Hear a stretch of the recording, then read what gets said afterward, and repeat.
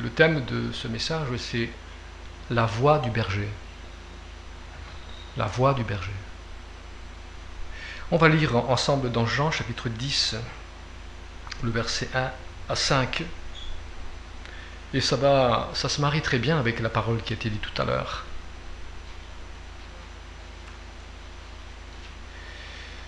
Les lecteurs de la Bible connaissent bien ce texte. Il est très familier pour ceux qui lisent la Bible. Pour ceux qui n'ont pas l'habitude de lire la Bible, je les invite à lire. Et vous pouvez lire donc sur l'écran ici les versets 1 à 5. En vérité, je vous le dis, celui qui n'entre pas par la porte dans la bergerie, mais qui monte par ailleurs, donc par une fenêtre, par le toit ou par autre chose, c'est un voleur et un brigand. Mais celui qui entre par la porte est le berger des brebis. Le portier lui ouvre, et les brebis entendent sa voix. Il appelle par leur nom les brebis qui lui appartiennent, et il les conduit dehors. Lorsqu'il a fait sortir toutes ses propres brebis, il marche devant elles, et les brebis le suivent, parce qu'elles connaissent sa voix. Elles ne suivront point un étranger, mais elles fuiront loin de lui, parce qu'elles ne connaissent pas la voix des étrangers.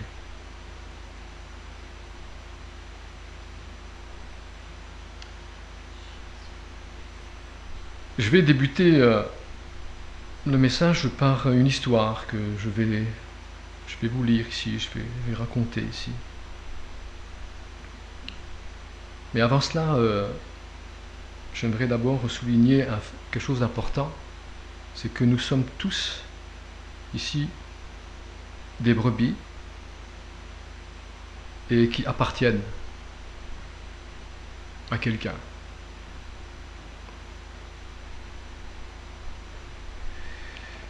Alors cette histoire, c'était un berger qui vivait dans les landes écossaises, une terre très sauvage. Et ce berger, il avait une fille qui l'emmenait avec lui, une petite fille donc qui l'emmenait avec lui quand il sortait prendre soin des brebis. Et la seule chose que la petite fille, elle aimait le plus, c'était d'entendre l'appel, la voix du berger, la voix de son père.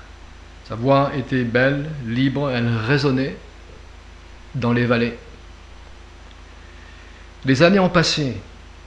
La petite fille est devenue une belle jeune femme et elle s'en alla à Glasgow, la plus grande ville de l'Écosse. C'est là qu'elle a été déterminée à construire sa vie, construire une vie. Et à son arrivée, elle écrivait à ses parents chaque semaine. Mais la vie a commencé à prendre le dessus. Les fréquences de ces lettres se sont éloignées de plus en plus, jusqu'à ce qu'il n'y en avait plus. Les rumeurs commencèrent à filtrer à la maison du berger et son épouse que leur fille sortait avec des individus peu recommandables et qu'ils avaient une influence très négative sur sa vie. Un jour, un de ses frères l'a aperçue dans les rues de la ville. Il a couru vers elle, mais elle a agi comme si elle ne le connaissait pas. Et lorsque le vieux berger, il entendit cela, il a réuni un certain nombre d'affaires et il s'est habillé dans les vêtements rugueux de berger et il est allé à la ville pour retrouver sa fille. Pendant des jours, il s'est mis à sa recherche. Il regarda partout, dans les bidonvilles, les fils de maison, les marchés, les tavernes, partout, mais en vain. Après toute cette quête, cette recherche, est très découragé à l'idée qu'il avait perdu à jamais sa fille. Dans cette ville de débauche, il entreprit donc le long voyage du retour. Mais comme il était à l'extérieur de la ville, il se souvint que sa grande fille avait toujours aimé entendre la voix du berger qui criait après ses brebis. Alors il a fait demi-tour. Et poussé par sa tristesse et son amour, il a commencé à traquer les rues et il a fait retentir sa voix de berger. Et les citoyens de la ville ont tous pensé que cet homme avait perdu la tête.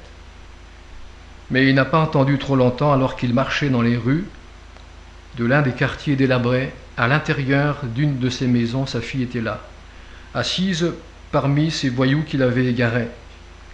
Il fit entendre sa voix puissante. Avec un grand étonnement, elle a entendu cet appel de la voix du berger, la voix de son père, criant vers elle. Elle bondit, se précipita dans la rue et accourut dans les bras de ce vieux berger, son père. C'est alors qu'il la ramena dans les montagnes de l'Écosse. Il la ramenait à Dieu, là où il y a la provision et la providence. Voilà, c'est un exemple ici que j'ai voulu vous raconter de ce qui arrive à ceux qui entendent la voix du berger.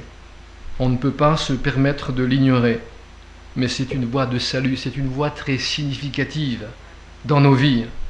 C'est la seule voix qui peut nous sauver. Dans Jean 6, 66, 67, 68 et 69, les 4 versets, dès ce moment, plusieurs de ses disciples se retirèrent et ils n'allèrent plus avec lui. Jésus donc dit aux 12, donc ceux qui étaient avec lui, et vous ne pouvez pas aussi vous en aller? Mais Pierre lui répondit, Seigneur, à qui irions-nous? Tu as les paroles de la vie éternelle. Et nous avons cru et nous avons connu que tu es le Christ, le Saint de Dieu, le Fils de Dieu, le Saint de Dieu. Jésus, ici, dans le passage que j'ai lu précédemment, il a clairement dépeint ici un tableau pour ses disciples. La bergerie, ça deviendrait l'Église. Et le berger, ça serait Jésus-Christ, le bon pasteur, le bon berger. L'Église, je crois pleinement que l'Église, c'est l'endroit le plus sûr dans le monde tout entier. C'est le plus sûr pour amener des personnes dans une relation avec ce berger. On ne peut pas estimer une valeur monétaire de l'Église. On ne peut pas lui dire qu'elle a une certaine valeur d'argent, de quelque chose comme ça. Mais elle a une valeur principale, puissante, c'est qu'il y a la présence de Dieu au milieu de son peuple. On ne peut pas le négliger. Malgré cela, il y a des tentations. Il y a le diable qui fait tout ce qu'il peut pour écarter les gens, les personnes, les chrétiens de l'Église. Certains peuvent se demander pourquoi il y a tant de pression à notre époque. Pression à la maison, pression dans la famille, dans le lieu de travail, dans les écoles, dans la société, dans le gouvernement, et dans la vie parfois, dans la vie intérieure, dans le propre cœur. Il y a des pressions. C'est une époque où je vais vous dire ceci, que le retour du Seigneur, il est imminent. Jésus revient bientôt. Ce n'est pas mon message de ce matin, mais je vous donne des points importants que vous puissiez suivre. Dans 1 Timothée 4.1, l'Esprit, il dit l'Esprit, le Saint-Esprit qui est en vous, il dit expressément que dans les derniers temps, quelques-uns abandonneront la foi pour s'attacher à des esprits séducteurs. Vous savez ce que c'est qu'un esprit séducteur? C'est des choses que l'on aime, nous, notre chair, notre nature. Il y a beaucoup de choses que même les chrétiens aiment. Quand c'est exagéré, quand c'est excessif, c'est un esprit séducteur.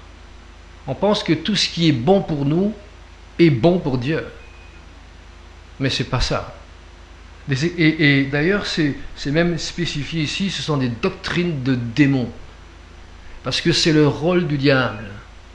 C'est de séduire, de diviser, d'écarter, d'éloigner, et de même de construire un raisonnement de justification, d'auto-justification.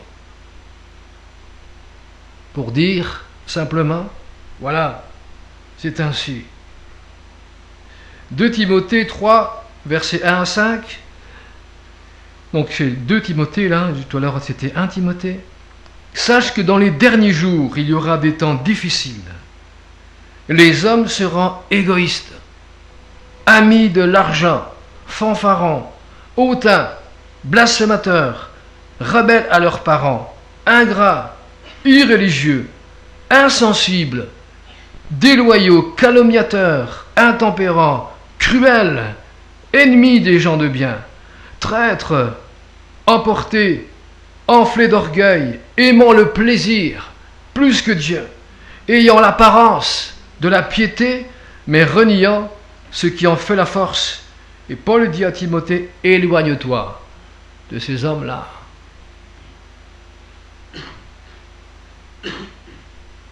C'est pourquoi il est important pour nous aussi, dans l'Église, que chaque personne entende la voix du berger. La voix du berger. La voix du berger peut nous conduire dans de verts pâturages, près des eaux paisibles. Il n'y a rien de plus beau qu'un cœur paisible. Qu'est-ce que c'est beau, un cœur paisible? C'est un cœur en paix. Si votre cœur n'est pas en paix, ce n'est pas le problème de Dieu, c'est votre problème. Si vous êtes en guerre, c'est que vous avez un problème. C'est que vous n'êtes pas dans les lieux, dans des verts pâturages. Vous n'êtes pas près de ces eaux paisibles. Et Dieu veut vous y conduire depuis bien longtemps. Mais vous n'entendez pas la voix du berger. La voix du berger peut nous conduire à l'abri. C'est un lieu sûr. À l'abri de la canicule. Vous savez, la canicule, c'est une chaleur excessive. Ça fait des insolations. C'est même dangereux pour la santé.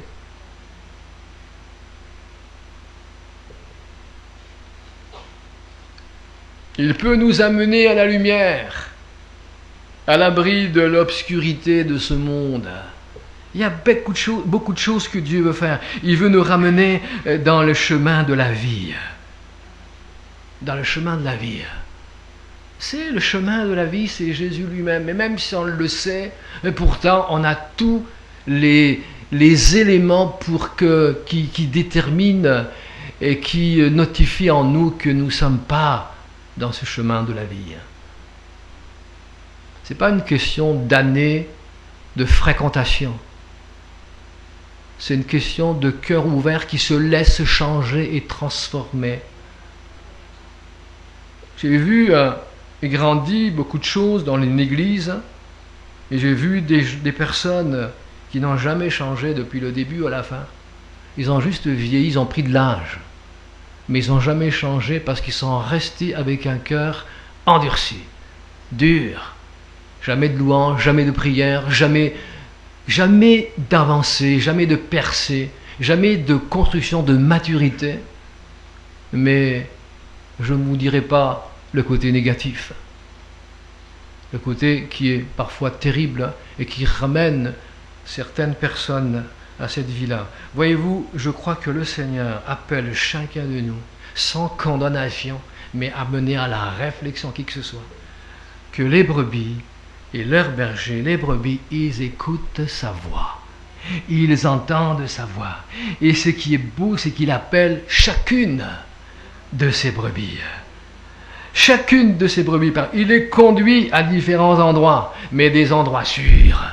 Pas des endroits où je veux moi-même me vautrer. Pas des endroits où je sais que je n'ai pas honoré le nom du Seigneur.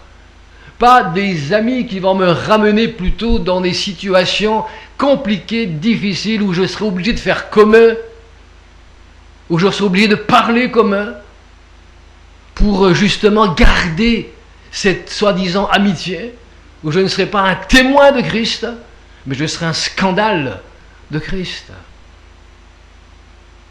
Les brebis connaissent la voix du Seigneur parce qu'elles lui sont familières. C'est la vraie famille de Dieu. C'est l'Église, la bergerie. C'est pas ma famille, c'est pas la famille, proprement dit une famille, mais la famille de Dieu, tout entière. Celle que Dieu construit par des hommes et des femmes venant de tous bords, de toute race, et qui, le Seigneur, bâtit son Église.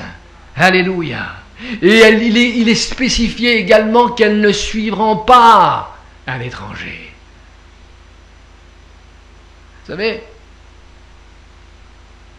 la voix du berger, le berger, il est équipé d'un certain nombre d'outils. Et j'ai déjà vu cela, je pense que beaucoup l'ont vu. Ça l'aide à remplir sa tâche. Il a un bâton, il a une besace. Le berger aussi a également du personnel. Il a des collaborateurs. Et il a de quoi rassasier même tous ceux qui travaillent avec lui. Il est équipé. Il utilise son bâton pour la correction, et également son personnel pour orienter les brebis. Il a de l'eau, de la nourriture pour se rafraîchir, un temps de pause, prendre des forces, et un sac pour transporter également différentes choses, de l'huile, de la pommade. Ça, c'est le berger équipé pour guérir les brebis lorsqu'ils ont besoin de soins. Mais le plus grand outil du berger, c'est sa voix. C'est la voix du berger. Alléluia. La voix du berger. Il peut lancer un appel lorsqu'elle est loin, lorsqu'elle est éloignée. Il ne pourra pas amuser à la soigner puisqu'elle n'est pas présente, mais sa voix traverse les montagnes et les vallées. Il peut atteindre les cœurs, les brebis les plus éloignés. C'est la voix du berger. Il les appelle depuis là où elles sont, dans le désert de la destruction.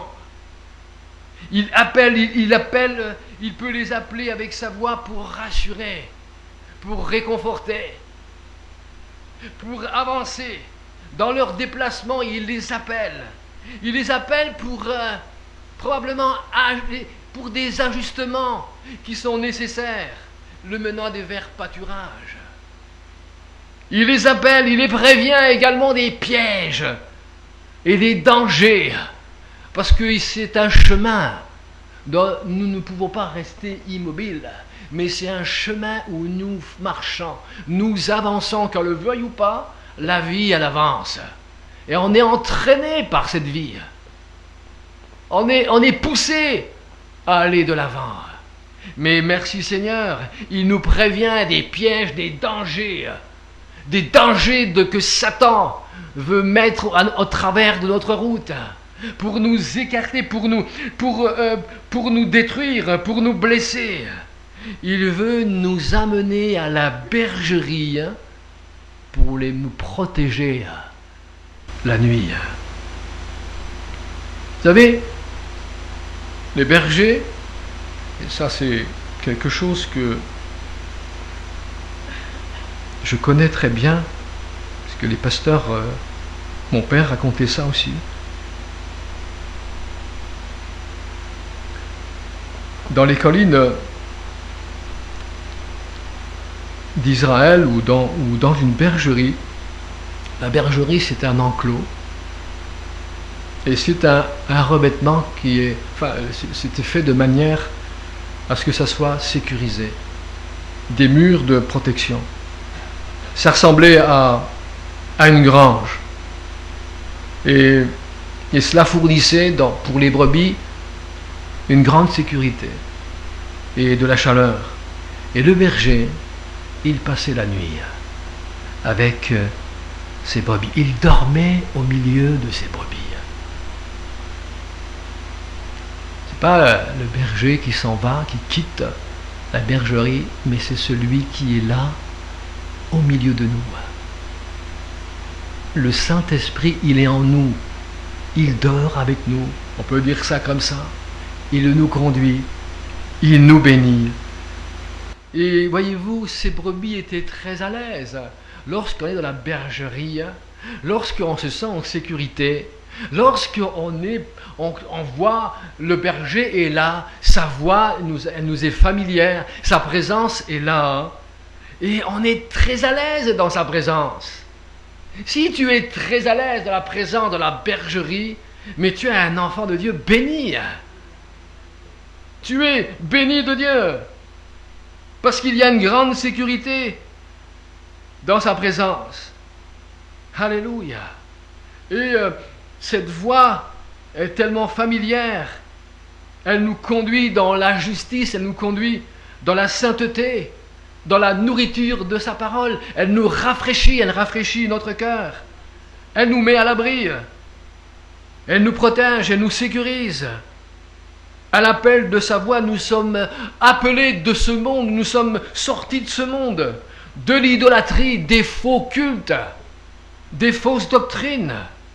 Mais dans toute la vérité, nous suivons le chemin de la vérité. Nous suivons le chemin que lui a pris. C'est lui le chemin. C'est lui qui a entrepris le chemin. C'est lui qui a commencé le chemin. Qui a fait que ce chemin, nous suivons ce que Jésus a déjà fait et préparé. Alléluia. 1 Pierre 2, 21, 24. Et c'est à cela que vous avez été appelés. Parce que Christ aussi a souffert pour vous, vous laissant un exemple. Donc, il est notre exemple, afin que vous suiviez ses traces. Nous sommes à la suite du Seigneur. Lui qui n'a point commis de péché, parce que là aussi c'est important de souligner, et dans la bouche duquel il ne s'est point trouvé de fraude. Lui qui injuriait n'a pas rendu d'injure. Maltraité, il n'a pas fait de menaces. Mais il s'en remettait à celui qui juge justement, à Dieu le Père. Lui qui a porté lui-même nos péchés en son corps sur le bois, afin que, morts au péché, nous vivons pour la justice. Lui que par ses meurtrissures, duquel nous avons été guéris. Alléluia, il a porté nos péchés. Donc voyez-vous, c'est pas un berger comme on peut nous se le traduire, mais c'est un berger très spécial. Il y en a qu'un comme ça, des bergers, qui donne sa vie pour nous. Il a porté nos péchés, nos faiblesses, nos malheurs, nos tristesses, la mort même, pour que nous puissions vivre pour sa justice à lui.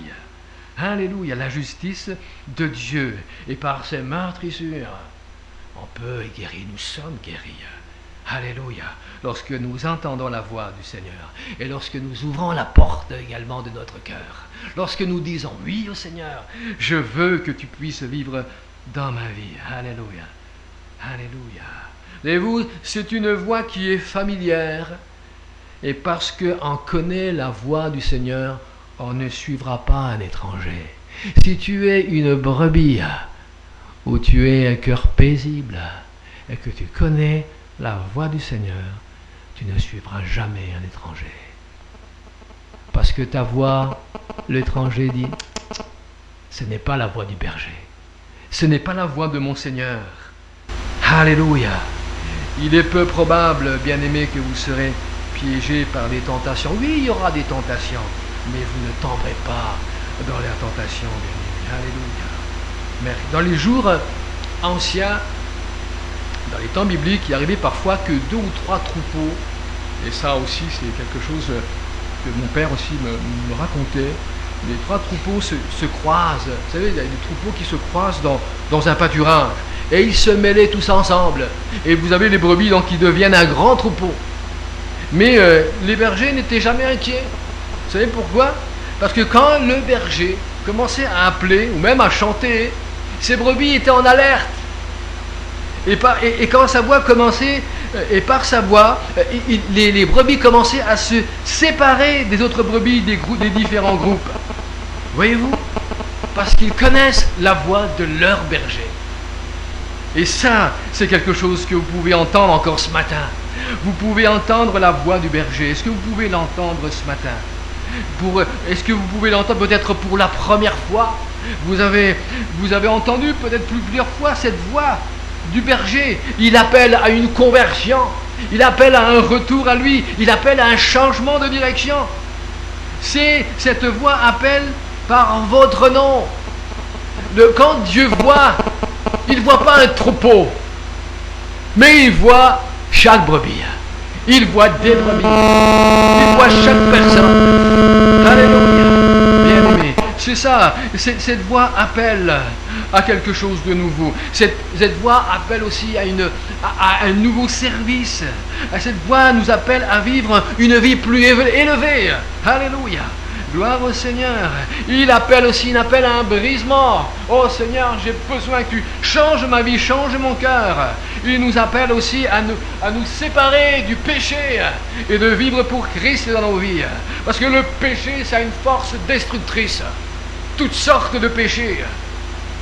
Et quand ce péché il est consommé, qu'il reste là, ça amène à la destruction, au chaos, non seulement dans nos vies, mais à tous ceux qui sont autour de nous. Et ce n'est pas forcément des gros péchés comme on peut entendre, l'adultère, machin, mais il y a tellement d'autres choses qui sont chaotiques dans nos vies, parce que le péché rattrape chacun d'entre nous lorsqu'il n'est pas pardonné, lorsqu'il n'est pas confessé, il nous rattrape. Ça prend des années, ça prend des décennies, mais ça va nous amener là. Le péché conduit à la mort. Mais merci Seigneur, il veut nous libérer, nous laver par son sang précieux. Et j'appelle ce matin à ce que vous puissiez entendre la voix du berger. Parce que la voix du berger, c'est une preuve de son amour qu'il a donné pour nous, bien-aimés. Regardez dans Romains 5:8, tout le monde connaît aussi ce texte. Mais Dieu prouve son amour envers nous, lorsque nous étions encore des pécheurs, Christ est mort pour nous. Alléluia. C'est une voix qui nous appelle vraiment à une nouvelle vie. Alléluia. Il est mort pour nous. C'est ce qui me réjouit le plus. C'est pas moi, personne d'entre nous peut mourir pour quelqu'un. Si vous le faites, ce ne sera pas une bonne cause. Mais Christ est mort pour nous parce qu'il était sans péché. Mais il a endossé, il a pris. Il est devenu péché. Pour nous. Alléluia. Sans péché, il est devenu, il a porté tous nos péchés. Tout ce que nous pouvons vivre de terrible, de malheur sur cette terre, il l'a pris sur nous. Il a pris sur lui, pardon, pour que nous puissions bénéficier de sa grâce. Mais écoutez la voix du berger. La voix du berger, bien-aimé. Alléluia. Oui, c'est vrai, je vous le disais tout à l'heure. Voyez-vous, quand nous, on regarde un troupeau, on voit, qu'est-ce qu'on voit? Nous, on regarde un grand troupeau. On voit, d'ailleurs, ils sont tous les mêmes. On ne voit pas de différence. On voit des brebis qui se ressemblent toutes. Tous pareils. Lorsque nous, on regarde dans un troupeau, vous avez déjà vu un troupeau de brebis ou de moutons, on dit, mais ils sont tous pareils. Mais pas pour le berger. Pas pour lui. Chaque brebis a un nom. Alléluia. Lui, là, avec une laine plus blanche, plus épaisse. L'autre avec une oreille plus basse que l'autre. L'autre avec j'ai déjà vu des brebis avec un rond noir autour de l'œil. Une tache noire, voilà, une tache noire autour de l'œil. Celle qui est également orpheline. Celle qui n'a ni père ni mère. Celle qui boite. Il voit même celle qui est malheureuse. Celle qui est nerveuse, celle qui est en colère. Celle qui ronchonne. Celle qui boude. Il voit chacun d'entre nous. Il voit, voyez-vous, quand moi je vois la foule, d'ailleurs dans les tribunes d'un stade et surtout là dans le mondial, on voit toute une masse de gens. Et quand on regarde, on dit, c'est toute une masse de gens, de beaucoup de personnes. Mais le Seigneur, il ne voit pas une masse de gens. Il voit chaque personne. Il voit chaque personne. Nous voyons un troupeau d'humains, mais lui, il voit chaque personne. Le berger, c'est ça sa vie. Alléluia. Pour lui, chaque visage est différent. Alléluia. Pour lui, bien aimé, chaque visage, c'est une histoire. C'est un passé. Il voit un enfant, ils sont siens. Alléluia. Vous n'êtes pas né pour rien. Vous n'êtes pas le fruit du hasard. Vous n'êtes pas né par une explosion. Vous êtes né parce que Dieu a voulu que vous soyez là. Que vous puissiez vivre sur cette terre. Et vous êtes né pour Jésus. Vous êtes né pour Dieu. Vous êtes né pour le rencontrer, pour le servir. C'est pour ça que quand Dieu regarde le monde, il voit chaque personne, chaque enfant, chaque malheur que peut encore vivre un enfant bien-aimé. Mais il est venu pour que nous puissions entendre sa voix. Alléluia. Une voix qui va vous persuader ce matin. Alléluia. C'est comme ça que le Seigneur nous voit. Il nous connaît par leur nom. Et voyez-vous, il est même dit dans une autre parabole que lorsque un homme, alors il donne l'exemple quel homme d'entre vous, s'il a 100 brebis et s'il en perd une, Il ne laisse pas les 99 autres dans le désert pour aller chercher celle qui est perdue, et jusqu'à ce qu'il la retrouve. Voyez-vous, c'est tellement important. On pourrait dire, bon, 99 sur 100, c'est 99%. Mais Dieu veut 100%. Une brebis est importante. C'est pour ça que, moi je dis toujours ça, chaque personne est importante. Vous êtes important pour le Seigneur.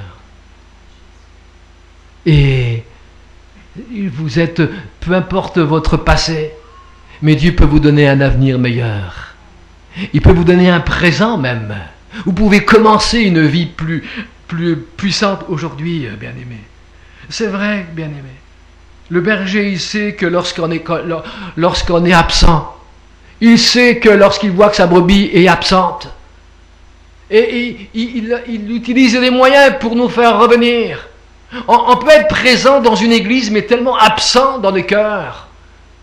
On a peut-être quelque chose qui a pris le dessus. On est peut-être un cœur aigri. On a quelque chose contre quelqu'un. Je ne sais pas, on a de la douleur, on a de la souffrance. Il y a peut-être des choses qui ne vont pas, ou des choses, voilà. Le monde, il est fait de manière à ce que vous soyez toujours abattus. Mais dans la vie du Seigneur, tout est fait pour que vous puissiez trouver la joie et le bonheur. Alléluia. Voyez-vous, bien-aimés, il voit chacun d'entre nous. Chaque personne compte, parce que chaque personne, elle est précieuse. Alléluia. Ici, vous voyez ici des visages. Moi, j'ai pris cet exemple ici, l'exemple que vous pouvez voir aujourd'hui. Peut-être que certaines personnes, vous les connaissez. Certaines personnes, elles vous sont familières. Mais il y a peut-être des personnes que vous ne pouvez pas appeler. Vous ne pouvez pas appeler tout le monde. Parce que vous ne connaissez pas leur nom. Vous ne savez pas comment ils s'appellent. Vous allez appeler ceux que vous connaissez. Mais ce n'est pas comme ça avec Dieu. Alléluia. Le Seigneur dit dans Ésaïe 49, 15 et 16, « Une femme oublie-t-elle l'enfant qu'elle allait? N'a-t-elle pas pitié du fruit de ses entrailles? Quand elle l'oublierait? Moi, je ne l'oublierai pas. Voici, je t'ai gravé sur ma main. Tes murs sont devant mes yeux. Je vous ai gravé dans le creux de ma main, dans la paume de mes mains. C'est pas seulement un petit billet qu'on tient dans une poche et puis une note. Comme on a souvent. On a une note et souvent on oublie les notes. Moi, ça m'arrive d'oublier les notes. J'avais un rendez-vous important, j'ai zappé, j'ai oublié parce que voilà. Mais le Seigneur, vos noms sont gravés dans sa main. Qu'est-ce que ça veut dire? Ça veut dire qu'il ne peut pas être enlevé. Votre nom, il est sur la main de Dieu. Alléluia. C'est pas seulement qu'il nous appelle, mais nous sommes gravés sur ses mains et son nom est sur ses lèvres. Alléluia. Alléluia. Votre nom est sur sa paume. Voyez-vous comment c'est précieux ici? Son nom est écrit. Alléluia. Peut-être que votre nom est écrit dans certains endroits très spéciaux. Peut-être que vous avez un certificat, un diplôme, donc votre nom est écrit. Peut-être vous êtes le fondateur de quelque chose. Votre nom est écrit, bien-aimé, quelque part dans la société. Vous avez réussi et votre nom est écrit quelque chose, bien-aimé. Ou alors que vous avez déjà entendu votre nom qui est honoré par certaines personnes importantes de la société, vous sentez très honoré. Mais pensez-y un instant, c'est que votre nom, le nom de chacun, il est sur les lèvres de votre Dieu et il est gravé dans sa main. Alléluia, alléluia, alléluia. C'est lui qui vous a fait. C'est pour cela, bien-aimé. Alléluia, c'est lui qui vous a fait. Le Seigneur, il vous a fait. Et il connaît par le nom de chacun. Quand il rencontre Nathanaël, il lui dit, nous avons trouvé celui que Philippe, il rencontre Nathanaël. Et il lui dit, dans Jean 1, 45, 47, 48 et 49, on peut le lire pour comprendre combien ici le Seigneur, lorsqu'il le voit, il a vu Simon, il a dit, toi tu es Simon. tu es fils de Jonas, tu seras appelé Pierre. Il connaît chaque personne. Philippe rencontra Nathanaël et lui dit, nous avons trouvé celui que Moïse a écrit dans la loi de les prophètes et ont parlé, Jésus de Nazareth, fils de Joseph. Nathanaël lui répondit, peut-il venir de Nazareth quelque chose de bon? Philippe lui répondit, viens et vois. Jésus, voyant venir à lui Nathanaël, il lui dit, voici vraiment un Israélite dans lequel il n'y a point de fraude. Mais d'où me connais-tu, lui dit Nathanaël? Jésus lui répondit, avant que Philippe t'appelât, quand tu étais sous le figuier, je t'ai vu. Il voit, il te voit, il voit où tu es, il voit ce que tu fais. Il connaît ton cœur, il connaît ta situation. Alléluia. Nathanaël, il a reconnu, j'espère que ce matin, vous pouvez avoir la même réaction que Nathanaël, qui a dit, Seigneur, tu es le Fils de Dieu, tu es le roi d'Israël. Alléluia. Merci Seigneur. Alléluia. Combien d'hommes le Seigneur a appelés? Combien d'hommes entendaient la voix? Il y a tellement de passages. Un homme, l'homme de Gadara, Simon-Pierre, Marie-Madeleine, la femme au puits, un alcoolique en difficulté, une jeune fille égarée, un jeune homme égaré. Combien d'hommes le Seigneur a appelés? Cette liste, elle est sans fin, bien-aimés. Et elle inclut encore même les gens d'ici, les personnes, vous qui êtes ici ce matin, le Seigneur vous appelle. Est-ce que vous entendez sa voix? Est-ce que vous entendez votre cœur? Il frappe à la porte de votre cœur. La voix, voyez-vous, c'est quelque chose, ça va, oui, oh Seigneur, tu parles, mais c'est une voix qui va au-delà de nos têtes, de notre intellect. Elle descend de la porte de notre cœur, hein, bien-aimé, alléluia. Et nous appelle, peut-être nous sommes dans un endroit de destruction, nous sommes dans un endroit terrible, mais il veut nous amener à un endroit de paix, de sécurité, de ressources, d'abondance, de vie. C'est la façon dont le berger, il veut nous conduire, alléluia. À ceux qui sont croyants, il nous appelle à quelque chose de plus, à une vie supérieure, à une vie de prière, à une vie de sacrifice, de sainteté, de service, de générosité. Il nous appelle à être un homme, une femme d'influence dans notre génération. Oh, on a peut-être étudié toutes ces choses-là, mais on a oublié ce que c'est que vraiment ce que Dieu a pour nous, ce que nous pouvons devenir, être un homme, une femme d'influence. Alléluia. Voyez-vous, mais il y a des choses dans lesquelles le Seigneur il a appelé des hommes. Certains l'ont écouté, d'autres ont tourné le dos. Il a dit un jour à un jeune homme riche de vendre tout et de donner aux pauvres et de le suivre. Et il n'a pas été content de ce que Dieu lui demandait. Parce qu'il était tellement attaché à ses biens. On est tellement attaché à ce qui nous familiarise, à nos habitudes. On n'a pas envie de bouger, on n'a pas envie de se lever. On n'a pas envie de prier. On n'a pas envie d'aller voir un frère, une sœur, prier ensemble. On n'a pas envie de tout ça. On a une espèce de richesse qui nous condamne. En fait, c'est une richesse qui nous conduit à la pauvreté et à la misère. Et cet homme, il a tourné le dos. Mais Pierre et André, ils ont laissé leur filet. Ils avaient une passion, c'était la pêche. Et il y en a ici, ils ont des passions, c'est la pêche. Mais ils ont tout laissé pour suivre le Seigneur.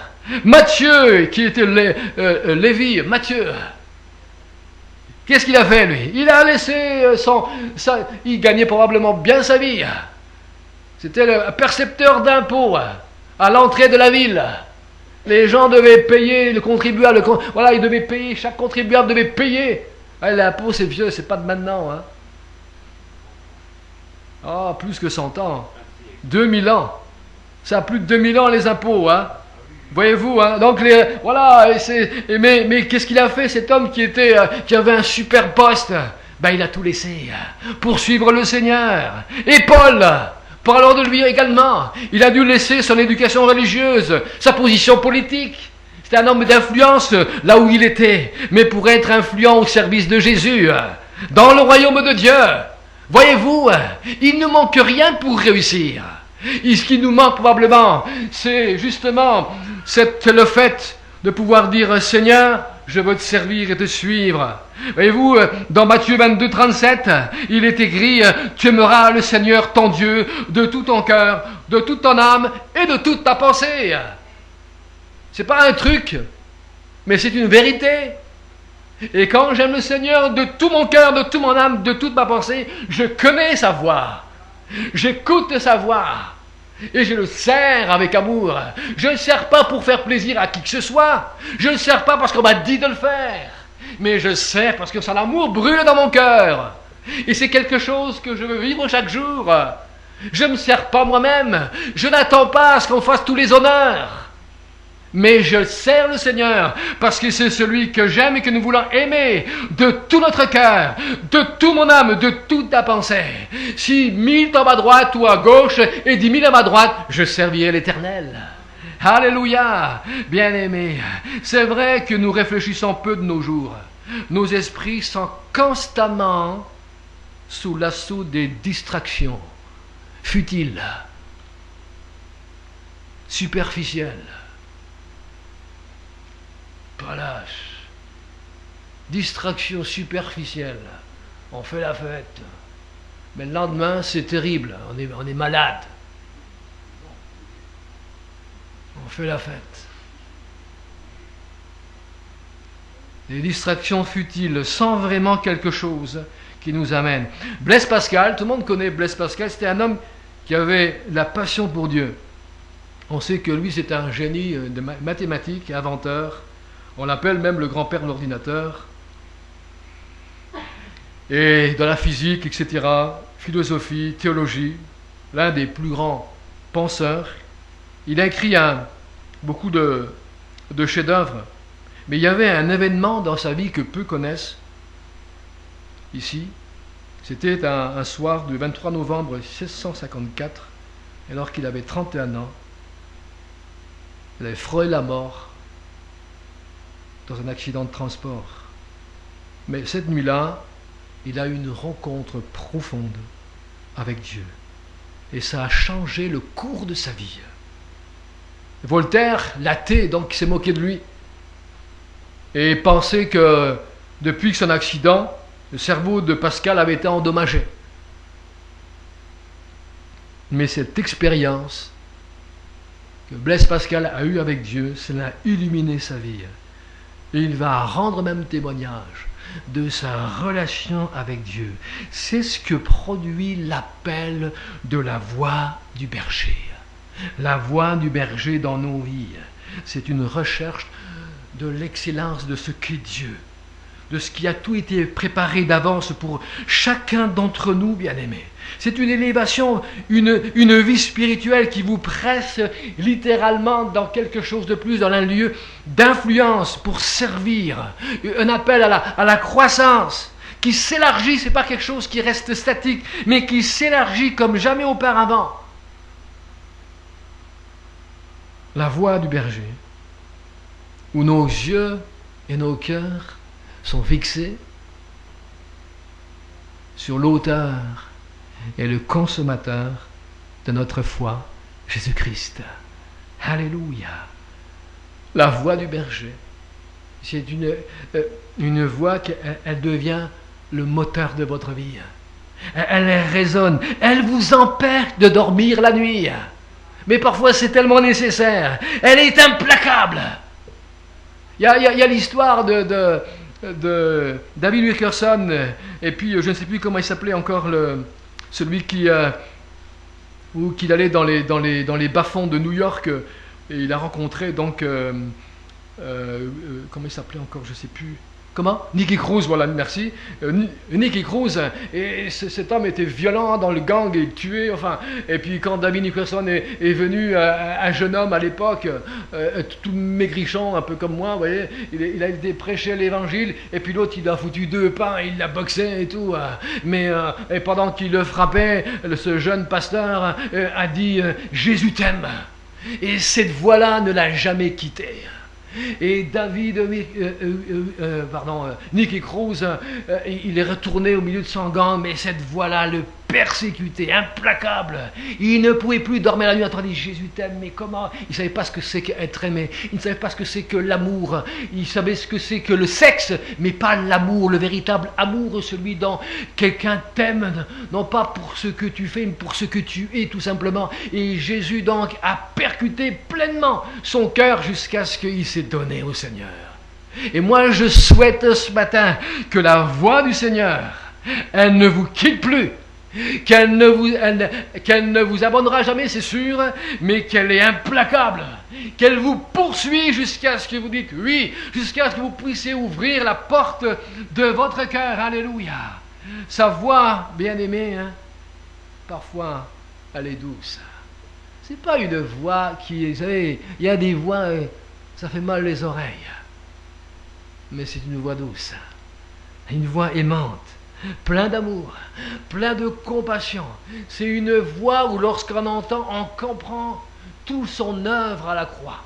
On comprend cet amour divin, cet amour qu'on ne peut ni mesurer, ni quoi que ce soit. Mais cet amour qui nous parle, qui résonne dans notre cœur. Et c'est un amour bien-aimé où Jésus, il y a 2000 ans déjà, a dit « Suis-moi ». Alléluia. Et cette voix a changé littéralement le cours de l'histoire. La vie de Christ a changé l'histoire, bien-aimé. Alléluia. Merci Seigneur. Ne laissez pas le diable vous abattre dans le bas-fond, vous écraser vers la condamnation de votre lieu, là où vous êtes. Mais posez-vous la question, est-ce que ce matin, je veux entendre la voix du berger?